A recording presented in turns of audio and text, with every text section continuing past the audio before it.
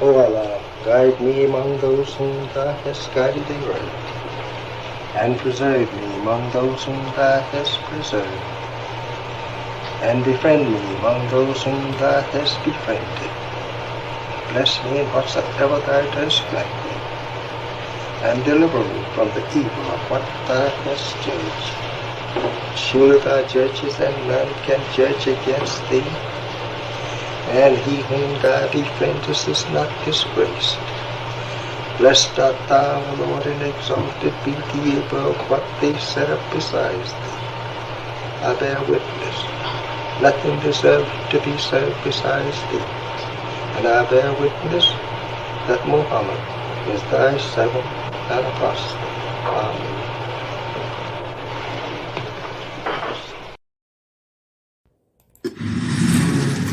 You're tuned in to the Mind of an Entrepreneur show with your host, myself, Sajdah Wendy Muhammad.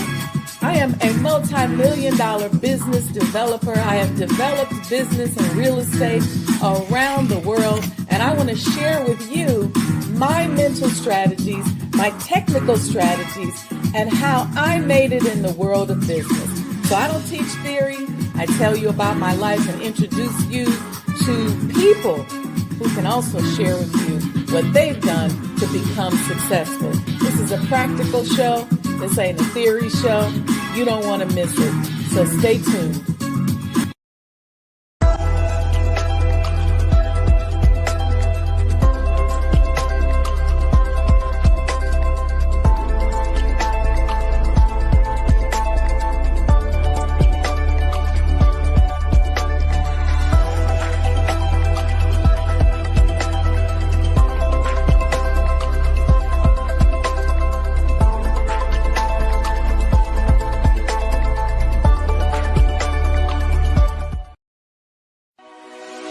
This is Sister Sajdah Muhammad. We are proud to announce that the Sajdah House commemorative Elijah coins are finally here.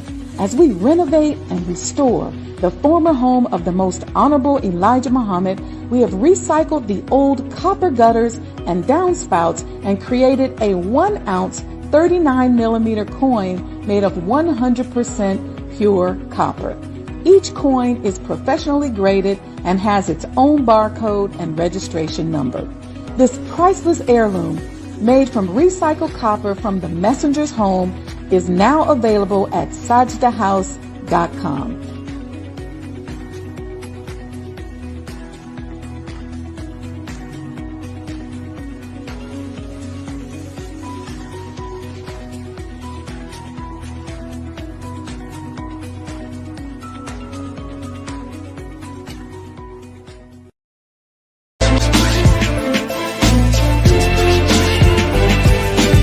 You belong to yourself. You're an independent people, created from the nation of free people. Yes, sir. You don't need to go nowhere but to yourself. Yes, sir. There will be a great separation. Yes, sir. So I said, it is on now. The college is meant to prepare you for your future.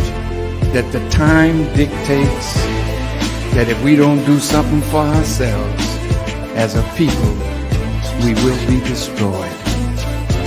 And the aim of the enemy right now is to take us out. We have God with us. We have Him as our guide. Yes, sir. We don't have to stand around here and ask the question, what must be done? Yes, sir. And let's go and do something. Yes, sir. We cannot sit down. We cannot lay down. Yes, sir. We must get up. Yes, sir. And go to work. Do you know what real joy is in life? Visioning something and bringing it into reality. That's real joy. Do you know what the next step in joy is? Behold how good and how pleasant it is for brethren to dwell in unity. Tonight, you need to fasten your seatbelts. We're going to hear from some of the greatest minds in the world. I don't know about you, but I'm tired of trusting our future and the future of our children into the hands of those who don't love us. I believe we need to revitalize black leadership.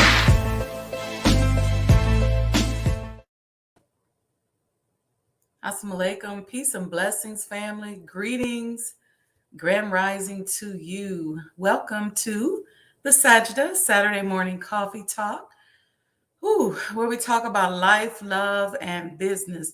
Y'all know I was out late last night. We was at the mosque. It was an amazing time, but I was way past my bedtime. I think I laid down about 1 a.m., but it was so worth it, so very worth it. I have so up until about 2 minutes ago, I did not know what I was going to talk about this morning, and I said I wasn't going to worry about it. But I do know that I had a prop that was removed from the Honorable Elijah Muhammad house this week that I've been having in front of me. And I'm going to talk about that. But before we do, y'all know I always like to give you all just a quick 5-minute motivation. I even had a hard time finding that today. And then what was coming to me was start making your own 5-minute motivations. Do your own thing. Do for self. Make your own. And I remember when we were fighting against the ordinance that the aldermen had put up against the Honorable Elijah Muhammad house or Sajdah house. I was asking Allah, what do I do? What do I do? How do I move forward? Show me how you want me to fight. And I prayed all day. Just kept having that on my mind. And then that evening, I went to bed early. I started feeling this energy. Went to bed early, and he came to me and said, you go, use your name and your face. And that opened up something in me, because I'm used to being the corporate person, that I'm really good at putting things together for other people and behind the scenes. And I'm like a magician. I can make it happen. But it's oftentimes behind the scenes. And so Allah has been pushing me to the front. And sometimes he don't even let it be right unless I jump in and do it and get out there myself. So that's a season that I'm in. And so we're going to talk about that a little bit. Let's look at this motivational 5-minute motivation. Y'all all right with that? And then we're going to come back. We're going to talk about this prop. But I want you all to remember how I told you all that. I remember it like it was yesterday. In 2010, I was in my condo in Chicago, downtown, and I was just about to go into my second bedroom where I used to do my podcast, because I started the podcast just out of my bedroom. And something said, ask Allah, ask him if you can be his conduit. And I was like, ooh, that's too big. And then I just did it anyway. And so that's going to be what we're going to talk about when we come back after this video. Y'all doing okay? I see y'all in the chat already. You up? Sister Aletha said right to the late night, but man, it was so fun. It's like, you know, if you go out and you have a good time and you're tired, you're like, I don't even care. I don't even care about being tired, because it was just that much fun. It was just so beautiful. We celebrated the birth anniversary of the Honorable Elijah Muhammad. And yeah, so we're going to talk about that in a minute. But anyway, hang tight. Y'all got your coffee? I had to drink coffee this morning. Y'all know I've usually got my tea. This morning I was like, it's coffee it is. And that's really just psychological. I just got into this pattern. Okay, well, alaikum salam. Okay, here we go, y'all. Let's check this out. Let me get this here.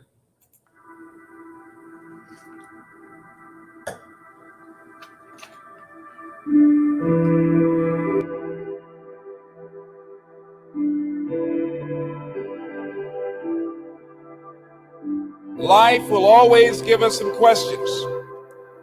There will be times when we have to take time to search ourselves and saying, with all of these things out here, these roadblocks and these obstacles, what is it going to require on our part to make it happen? What's the final determining factor that will determine whether or not we're losers or winners in life? And here's what the answer is. It's you. No, it's not your circumstances. No, it's not your past. It's you. You're going to determine that. No, not what happened to you. No. It's you. It's you. You will determine whether or not this mission that you're on, and I believe that we're all on a mission. I believe that we all have a purpose. And we didn't just show up just to work every day and face some hard experiences in life, or go home after work and pop a can of beer and sit in front of the television set. No, I don't think that life is like that for us. I think that we all showed up here on a divine mission to do something.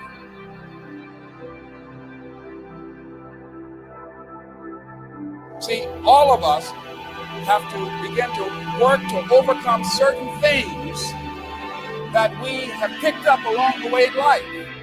You've got to watch the energy that you're around, and you've got to start searching yourself to ask yourself, what is it? Is this really me? When you look in the mirror, when you look at your life, when you look at where you want to go, you've got to ask yourself the question, is this really me?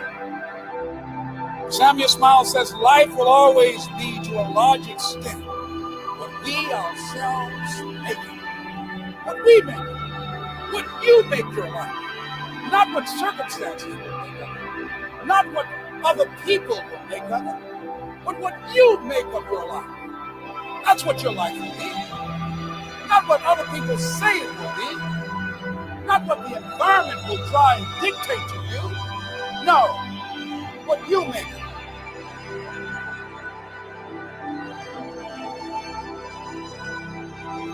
Live now. The common consciousness to keep people from living up to their true potential. Here's something that we must begin to realize and acknowledge. We were all created to be winners. All of us. How can you prove that? We can prove it by our consciousness. Just by our subconscious mind. We were destined. We were born to be winners. We have been endowed with greatness. I think the challenge is to begin to become in alignment with who we truly are and work diligently to manifest our greatness. I'll give you an example that all of us do that demonstrate this.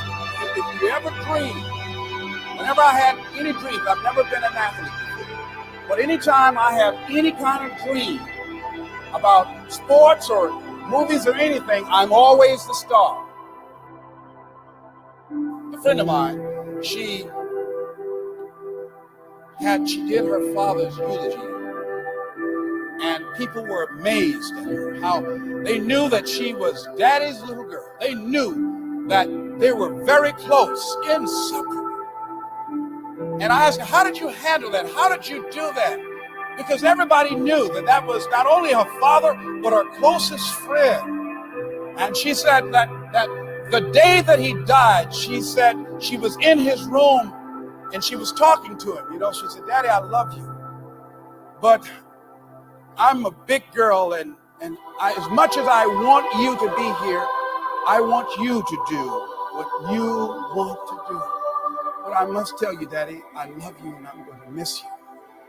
I'm afraid of thinking of life without you. And she said her father started moving his lips and he couldn't speak too loud, and she got closer and he said to her, "You're going to be all right. You're going to be all right." And she said that gave her the look in his eyes. That gave her a certain assurance that there was something that even death couldn't conquer that was in her father, that was now a part of her. And that was, death could not take his spirit.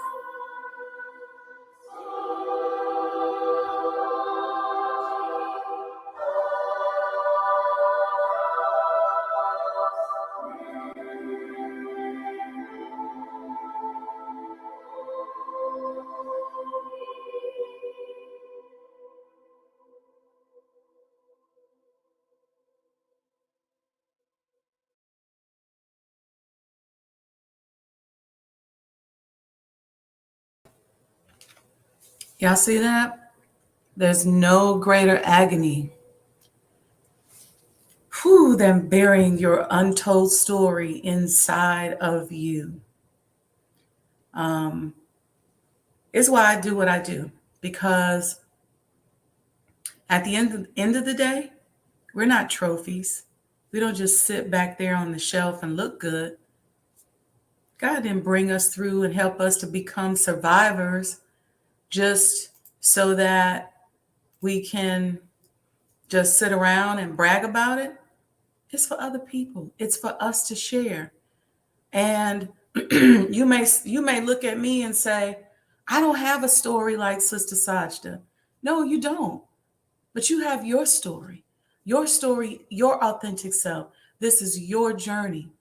And the beautiful way in which Allah has showed up on the planet as you is so worth it. And it's so amazing. And it's so beautiful. So what I'm saying to us, let me say it like this. I have been told many times that my heart is always exposed. And I remember the first time somebody said that to me, I was like, what does that mean? Like, my heart is exposed.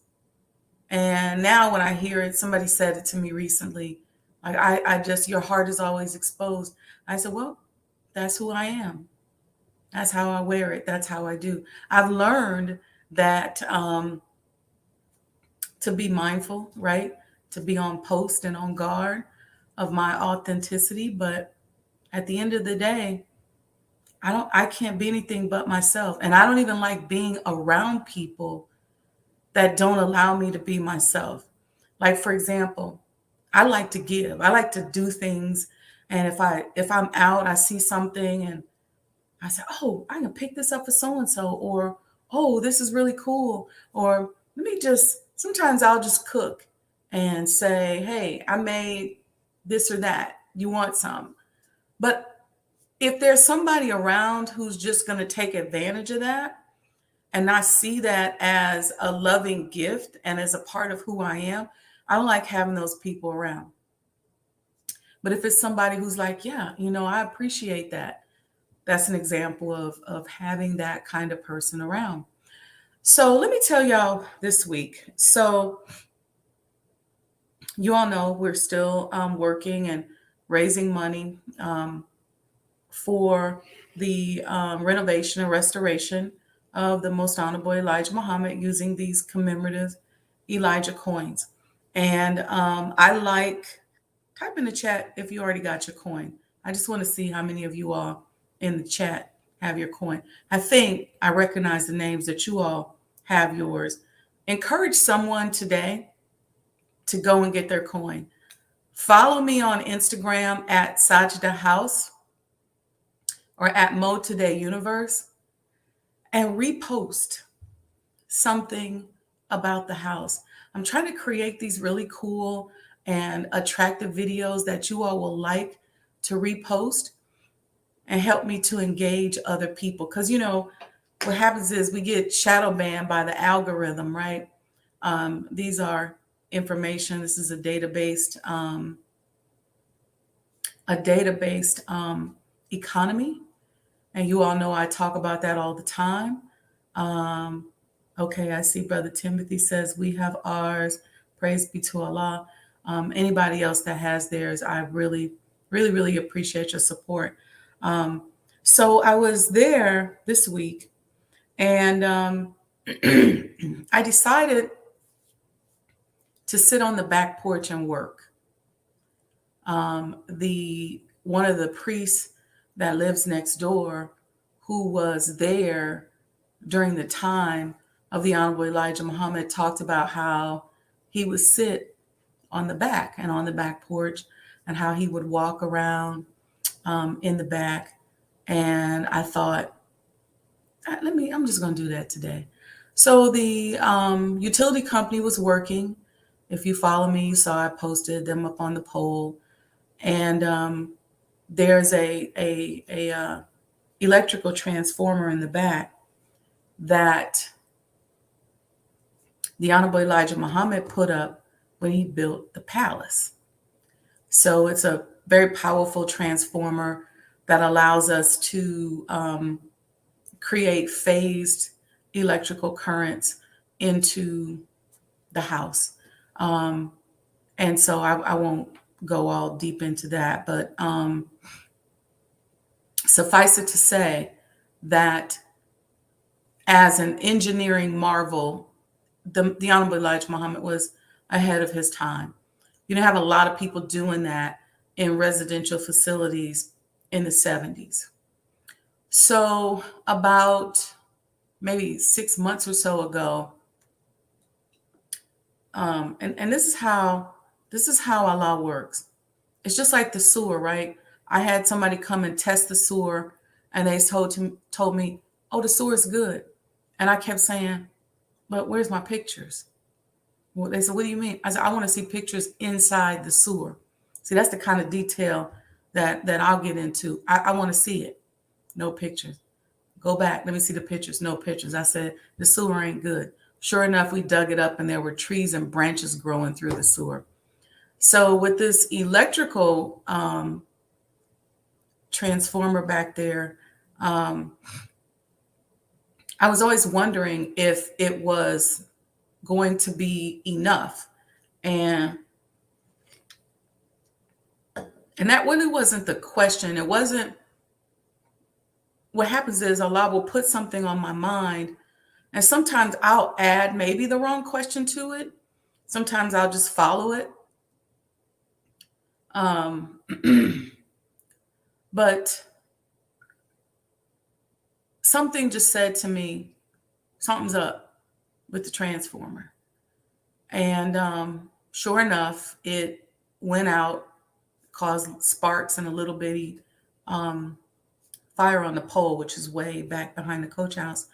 So we had to work with the utility company and the engineers to replace it, because I guess the messenger want brand new electricity coming through. I'm looking over at his picture.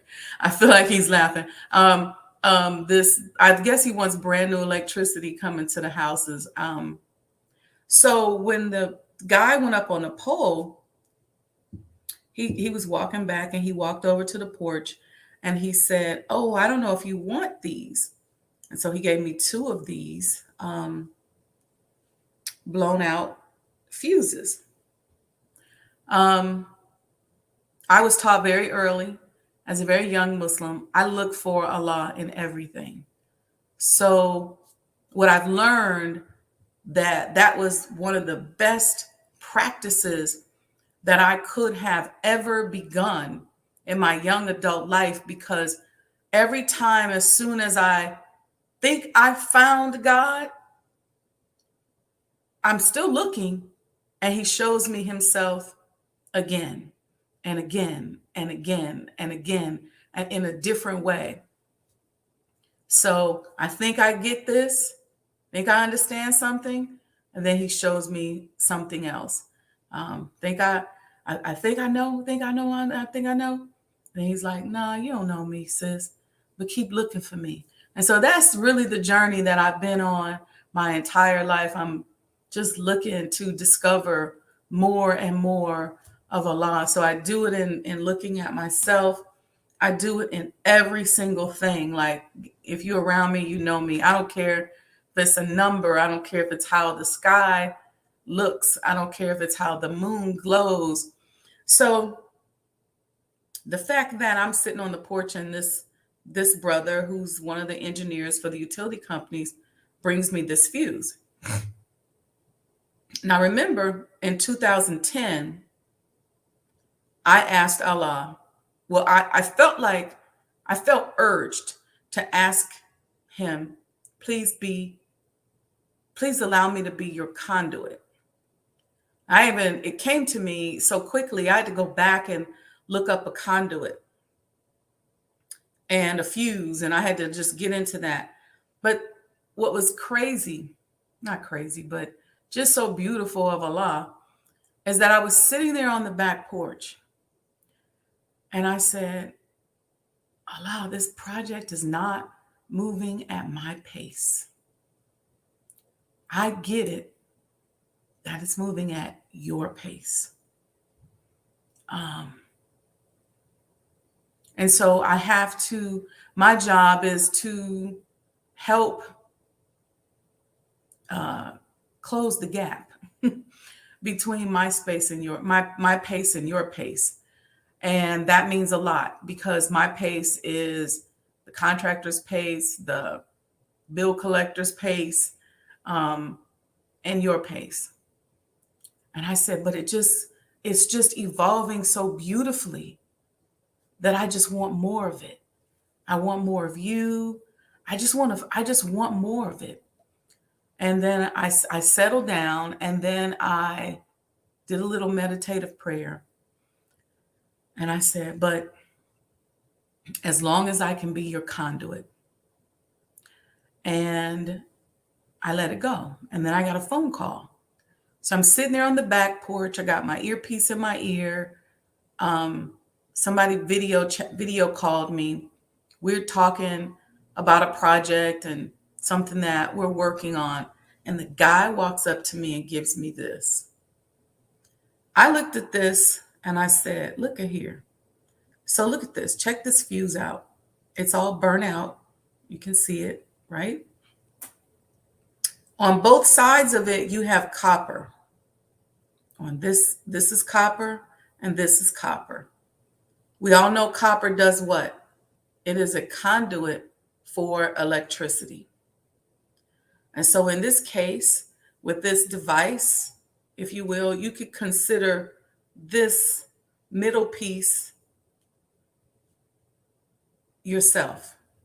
This is connected to the electricity or to the power. I look at this copper that's flowing through here as Allah. And as he's flowing through here, our job is to keep this clean and receptive. In this case, this one blew up. Why?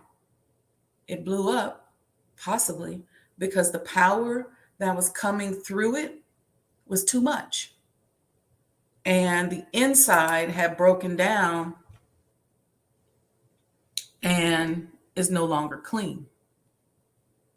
And so I sat there, y'all know me, I related all of that to a spiritual concept. And I said, what does it take, Allah, so that we keep ourselves, which is this middle part, clean, so that we don't blow up and explode on ourselves like this fuse did, so that this electricity can just continue to flow through it? What do? I start getting prayer. I start getting meditation. And then the last thing I got was living the right life. And y'all know I stopped saying allowing and started saying being, because people would say, well, how do you do the things that you do? I said, well, I just allow. That's so arrogant. And I'm so sorry, Allah. Allowing is not the right word. It's being. It's just being him, allowing him to flow in like this. Don't fight against him. Just let it flow. Just be it so that it flows. Because the allowing part is the part, when you use that language, that's the part that's blocking him. Because allow is ego driven. Allow is like, I'm in control. Allow is like, I live in this body independently, and I live here independently. I control it, and it's up to me whether or not you come through. That's really what we're saying to allow when we say allow. I think that same way with submission. And I know the Holy Quran speaks a lot about submission. But I just felt like, how do we elevate beyond that? Because even submission has ego in it, right? Because if I'm like, well, I'm going to bow down when I feel like it, if you're worthy, if whatever, well, there's no, you can't judge and determine. It's not right to me to judge and determine whether or not we're going to allow God to use us, whether or not we're going to allow God to flow through us. You know, I think in my evolution towards Godhood, there's no, I don't want to close that gap. I don't want there to be that separation where I'm like, okay, I'll let you come in. I'll allow. It's just, I just want him to say, oh, there's one I can use. So if he's trying to get here from point A to point B, he knows I can go through this person. I can go through Sajdah Wendy Muhammad to get there. I don't have to worry about whether or not she feel like it today, whether she feel like allowing me. I just got to know that she's not even going to be conscious of feeling this electrical current coming through her. I want it to be where he says she just gonna let me come through. And so that's how I took this. And it's not even being spooky, although I don't really care about people calling me spooky. You know, I've always been kind of that person. But what I think is so powerful about this is the fact that I sat there on the porch saying, okay, Allah, I'm going to be. And then the brother walks up and gives me this as a symbol. And so when I see this from the home of the Honorable Elijah Muhammad that was installed, they said somewhere between 1972 and 1973. And it burns out this year. And we replace it with brand new fuses. And then I get this old one to study. So I'm going to study this corrosion. What does the corrosion on here mean? But what's most beautiful is look how the copper is still usable. So the copper or the energy didn't necessarily, or the ability to transmit energy, to receive and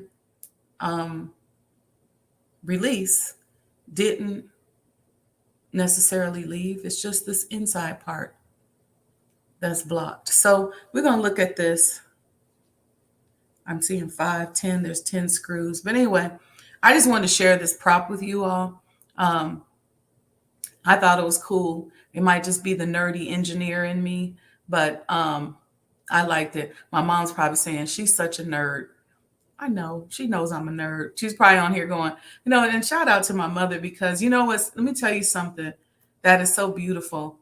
When I first started my podcast, for one, I didn't really tell anybody, but there was nobody on there most times but me. And then I'd have a guest. And technology was different, back in 2009, so you couldn't really tell how many people were listening, but I knew there was nobody on there but me. And so what's interesting now is that as soon as I go live, I see that little one in the corner, and I know that one is my mama. So what a blessing. What a blessing. Usually it's one. If it's two, it's either my mama and my brother, or maybe just my mama. And then she's going to be on time the minute that first 30-second countdown goes on. So I'm grateful, just so grateful for that. So anyway, I don't know. I just wanted to talk about that today, about just being authentic and just being yourself, because the minister has been talking to us about that really now for the last, really strongly, and pointedly for the last few weeks. Be yourself, be yourself. So we have to ask ourselves, what does that mean? Because here's the danger in not being yourself. Think of yourself as, again, like an energy portal. Okay. And let's say you got 10 watts of energy that flow through you, and you got to spend 6 of those watts pretending to be something that you're not. And then the other 4 gets to be you. What happens if 8, 10 of those watts is all you? Then you become like that brand new fuse. So we don't want to waste our energy being something or someone that we're not. We want to, when we say accept our own and be ourselves, he's talking about us personally as well. And so tell your story. Start writing down your story. Start documenting your story. Start figuring out who you are. That God went inside of himself and studied himself and then reproduced himself. See, when you start studying God, his actions tell you the template for your life. That's a whole nother thing, right? We talked about that a little bit on Wednesday. How many of y'all were here Wednesday for the Mind of an Entrepreneur show? We had a fabulous, fabulous, fabulous show talking about the educational connectedness that needs to or the connectedness that needs to happen between our educators and our entrepreneurs in our community. We talked about all the private schools. You got Muhammad University and other Muslim schools. You got Afrocentric schools. You got Christian schools, but all this independent education that is geared towards helping Black people become more independently minded. And one of the brothers, I think it was Brother Malik, he said, this is not education. This is the making of gods. And that just resonated with me. I said, that's how we have to think of this thing. Everything we do is we have to move like a God. We have to study like a God. We have to treat ourselves like that. And start asking God to make us up into himself. And it starts with us working on that, right? Just working on it, really working on it, and just being honest with it. So anyway, I want to say, we don't say necessarily happy birthday, but we've been celebrating the birth anniversary of the Honorable Elijah Muhammad all week. I'm going to do it all month. And so on our Sajdah House page, you're going to see all these posts and all this stuff to celebrate. Of course, if you become a sponsor of the Honorable Elijah Muhammad, you get one of those Mary Magdalene statues. That's a $2,500 sponsorship. You get a Mary Magdalene statue. Why did I give away the Mary Magdalene statue? I was blessed by the creator of the statue through one of the priests that works with him to be able to give those away, the rights to those away as for our sponsors. So he asked me not to sell them, and I was like, no, we'll give them away. So I give them as gifts for people who are sponsors or people who do something really special for Sajdah House. So there's many of you out there who have them. Those videos are posted. And Mary Magdalene is actually one of the most interesting women to me in scripture, because just the way she rolled with Jesus, the way she loved him. And the sister had money and resources. She went and got that alabaster oil and put it on his feet. And the men was like, why would she take that expensive oil and put that expensive oil on his feet? Like, why? Almost like, why is she wasting that on his feet? She could have used that oil to feed the poor. See, we all walk up in that template because it's interesting. I used to get so many texts and DMs from people when I first got the home of the Honorable Elijah Muhammad. Like, why would you do that? Why wouldn't you just feed the poor? And the first thing, light bulb went off in my head. I said, oh, this is like that Mary Magdalene moment. And see, the beautiful thing about the scriptures, if you really understand it, they're not always talking about just one person. We can all move through and in and out of many of those characters, as the situation permits. And then the other beautiful thing was that when Jesus was allegedly put in the tomb or left up, whatever they did with his body,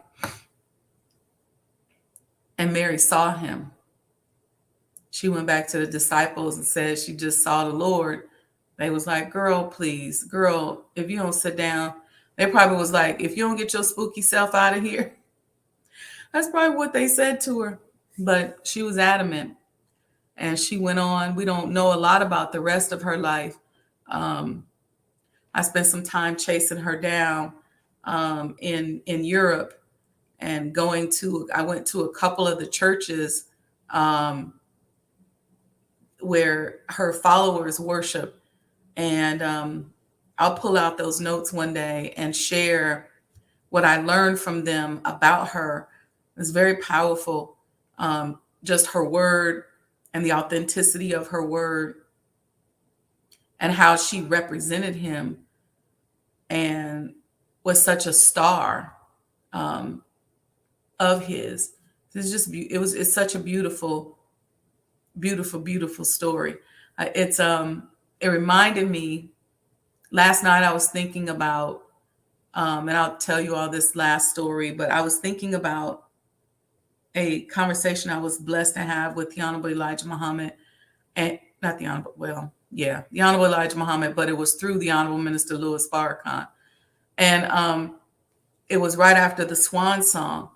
And I made a joke because I always get so nervous when I get on the phone with him, because I just think I know who I'm speaking to at this limited level of knowledge. So I was so nervous.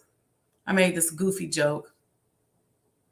And I was like, well, Brother Minister, when you make that transition and you get wherever you're going, make sure you call us and let us know you made it. So goofy. And he laughed with me and he said, oh, I'm not going to have to call you. You're going to know. And so last night when Minister Ishmael and the laborers were in the council giving their testimonies, I said, oh, this is what he meant. He's not going to have to call us. We, the you was plural. Obviously, I didn't think it was me, but the you was plural. We're going to know. And I've always taken the stance that however it goes down, it just don't matter. You know what? It's interesting to me, and I'm going to say this last thing. because people get crazy because they start going, well, if things don't go according to how I want them to go, then I don't believe anymore. Like, it's so many little nuances that people say stop their belief. And I'm not judging, because we all been through something where we go, wait a minute, Allah, are you here? But I thought, man, we can be down with our homeboy or our homegirl till the wheels fall off, but we won't be down with God till the wheels fall off. Like, you got people in your family that, or your friends that no matter what they do, you don't care. You're going to be down for them. You might get mad at them. You might go off on them. You might fuss. But if they call you, you right there. If they need you, you're right there. If they get into a fight, you get into a fight. Somebody jumped them, they may as well have jumped you too, because you either going to fight them with them or you going to go with them to get it. They come to you and tell you they did something wrong. You're going to sit down and help try to figure out how to get them out of it. Why don't we have that kind of dedication towards God, who's just always there, just there?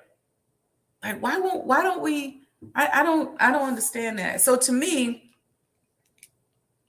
when things go beyond our understanding, just be like, I'm just down. It's just whatever. Just make a commitment and roll with the commitment. And I know that ain't as simple, but you have to, because I know for me, when I went through my years that I call my Hagar years, you're talking about never would have made it. I never would have made it if I didn't keep that person, that energy, that connectedness in my heart. And there were times when it got hard and painful. And so I had to just meditate on what he feels like. What does the minister, what does it feel like to be around him? What do I feel when I feel his word? And that's what got me through most, if not every single thing. It's the prayer, but then I had to just go, but it has to be here and here in order to make it reverberate out into the universe. So if my heart started hurting because something was hard, then I would just go back to that energy. I just kept nursing that energy. Y'all hear me talk about how I would use songs, I would use music. I just kept nursing that. Where's he at? Where are you? And then he started flowing through me, I felt. Although he probably was already doing his thing. At least I just became more aware. But anyway, I'm sorry. This coffee talk was a little discombobulated because I just had so much on me. We'll continue just having our conversations. Wednesday on the Mind of an Entrepreneur show, we are talking to an engineer. We're going to be talking about construction and engineering and how important that is in nation building. Okay. And then after that, we're going to do arts and culture. So we're going to have some fun on the show. I hope you all have a great Saturday plan. You see going across the screen, make sure you subscribe to my mailing list, because in the event that they take all this stuff down, I still want to be able to communicate with you. So right now, if you would text do for self, DO the number 4, it's going across the screen, SELF, DO the number 4, SELF to 855-574-9099. That way we stay connected, independent of anything else that happens. I can reach out to y'all and say, hey, y'all, this is what's happening. This is what's going on. So let's do that. And then make sure you like and subscribe to this page so you get alerts and notices when we go live, and you kind of know what the schedule is. I try to plan the shows out so that you can see it. Follow me on Instagram at Motoday Universe, MOETODAY Universe, or at Sajdah House, SAJDAHHOUSE. I'm also on Facebook. I think Facebook is Mind of the Entrepreneur. And then on TikTok, it's the Sajdah Wendy Muhammad page. So follow me. I don't really tweet that much. My Twitter handle is The Authentic You. Twitter's going to be interesting, right? We didn't get into our financial news this week. I was going to talk to y'all about these 65% inventory levels that are going on in our retail places. What does that mean? I taught y'all when supply goes up, that means the demand is low and price follows demand.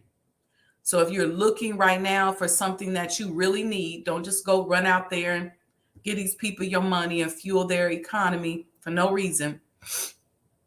But if there's something that you really need, this is a good time to get it, because they're going to be trying to offload some of this inventory.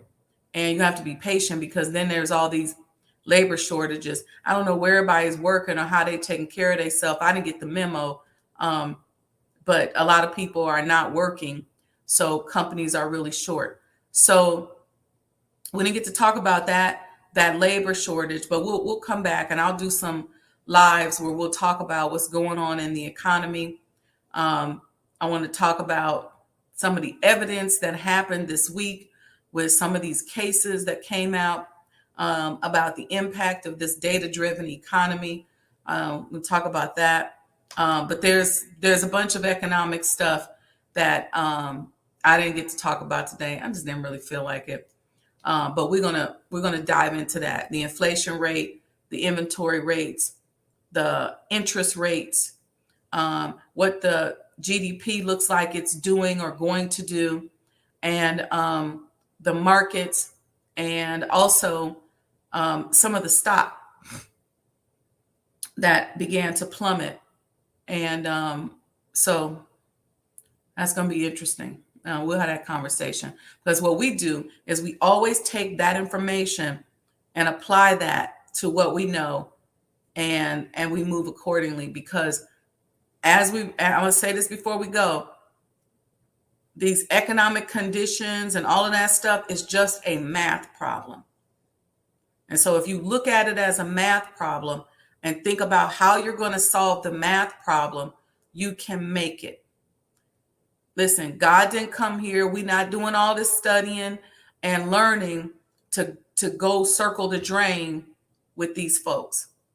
So this stuff is, things are falling, things are turbulent.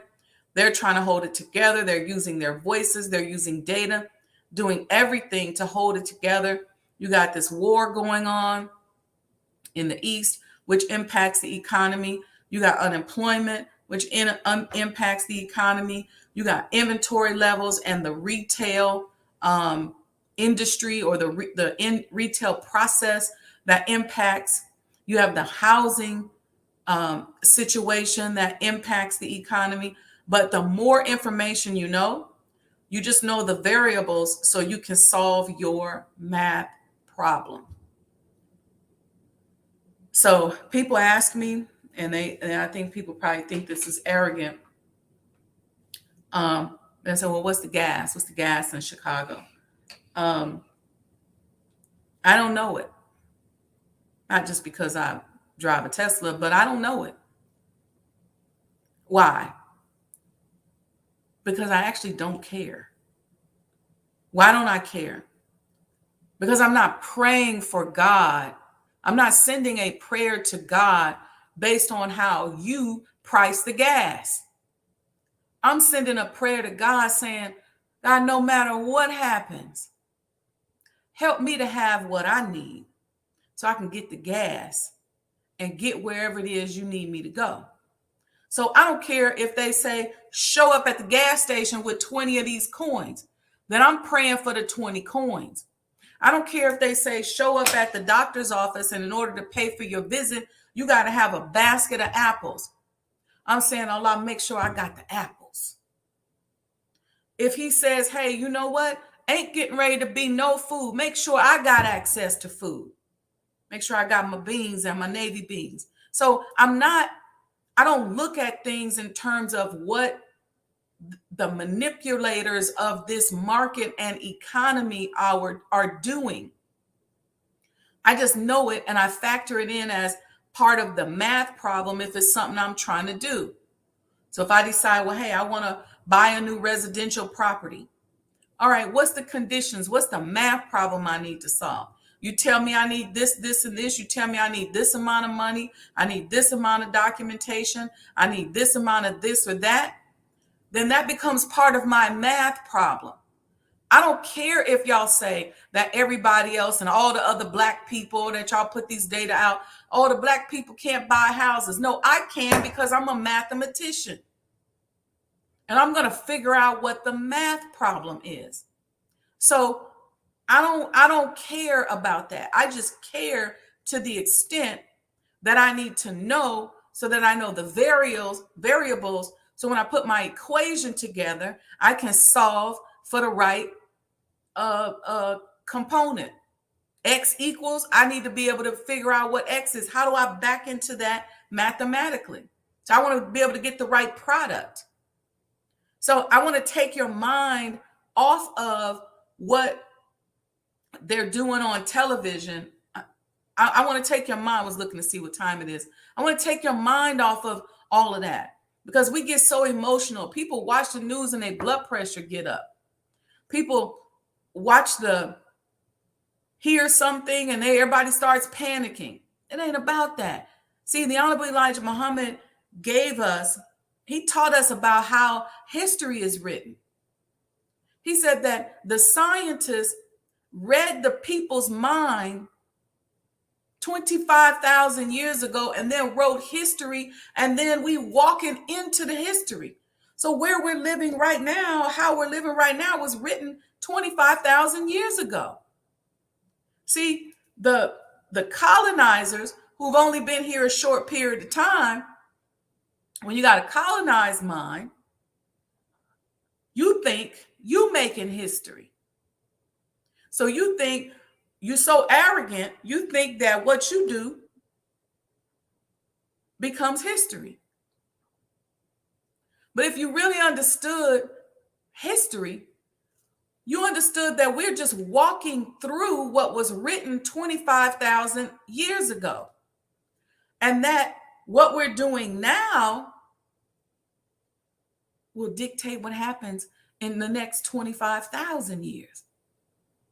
But they think that everything centers around them. So it's now. And then many of us as Black people, we pick up that same arrogance because we don't really have another way of thinking. We don't know how to think in another way. So we only think based upon the way the people who run the world think. So we get on podcasts and we listen to the people say, okay, I'm a millionaire, I'm a billionaire, this is how I do it. And so we start to mimic that thought pattern and that mindset. Well, guess what? That thought pattern and that mindset has certain interdependencies. And if you don't solve that math problem right, you're not going to get there no way. So rise above that and have a different mindset so that your brain is tapping into what is already written on a subconscious level. So if you go past the gas station and it's $7 a gallon, don't you trip, because you are building yourself up into the sovereign mind of God. Do he want you to suffer? Has he ever forsaken you? But the Supreme said this so beautifully last night. If you are moving into the sovereignty of the mind of God, the energy of the sovereign mind of God, don't you think he know how to help you pay $7 a gallon for gas? Don't you think he know how to make sure that you get what it is that you need. So the question isn't there a way? The question is, how do I need to think and how do I need to be in order to get there? That's what the Honorable Elijah Muhammad was teaching us and is teaching us to this day. How do you think? Rising above emotions into the thinking of God. All right. Praise be to Allah, y'all. Okay. Get y'all commemorative Elijah coin. If you already got it, tell somebody. Go to our IG page at Sajdah House. Repost something so that, you know, the people that follow you can see it. And hopefully they will continue to support us. So thank you all. I appreciate you all. Listen, we all on this journey together, but I don't want y'all panicking and freaking out. Yeah, get your survival kit together. Why is this survival kit important? Not only because you may need to use it, you may need to use some of your store of food. And according to the Honorable Minister Louis Farrakhan, we're going to need that food because we're going to have to use it. But it also is conditioning your mind. See, always go back to the spiritual and the mental. How do I need to be thinking? Who do I need to be? This ain't a Will Smith movie. This ain't I Am Legend. Sorry, it might be for some people. This ain't what that is. If Allah says he's going to take the bottom rail and raise it to the top, we identify ourselves as that bottom rail, the downtrodden, the underdog. He's going to raise us to the top. The top of what? See, why call you the top and why call you the bottom if that doesn't have relevance? Why are you at the bottom? And then once he teaches you and you go through this process of becoming a God and learning this supreme wisdom and learning how to conduct yourself, learning how to eat, learning how to do all the things that you need to do, learning how to dress, learning how to handle people, you rise to the top. The top of what? Is he going to take you up out of here? You going somewhere else? Or are we talking about the top of this world that we live in today? Or the top of a world that's falling over here that we got to be building up over there? So the top has a lot of responsibilities. The top has to comfort people who die as the world is imploding. The top has to motivate people. The top has to build. The top has to go out and teach and train. The top has to be an example. There's a lot of responsibility at being raised to the top. We're not talking about being like royalty where you get raised to the top and you're just going to sit there and somebody going to carry you around with a horse and carriage. He's not teaching us to think so that we can then just act like colonizers. Come raised to the top. There's something about being at the top. There's a responsibility at the top, because when you use the word top, that means also through deductive reasoning that there's a bottom. And so then what becomes our responsibility to the bottom? And if the tables are shifting and changing, what happens? We'll talk about that. Okay, let's see. Y'all got a few comments. We're going to get out of here.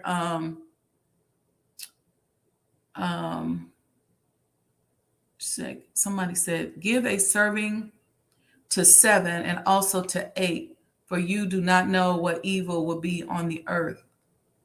Yes, thank you, Brother Lamont. Don't chip and dip. That's exactly right. Praise be to Allah. Thank you, Sister Sheba. Thank you. Yep, just tap inward. Today is already solved. You really don't have no problems. It's already solved. It's already written. Just got to go inside and go get it. And I know that's easier said than done. I got some math problems I'm over here trying to work out. But always know that the known, I'm going to say this last quote. You can put this in the chat. the known and the unknown are from the same place. Think about that, and we'll talk about that next time on the Sajdah Saturday Morning Coffee Talk. All right, I think I've given y'all enough instructions. We talked enough. Peace and blessings, family. I love you all, and do something beautiful and nice for somebody today. Peace and blessings.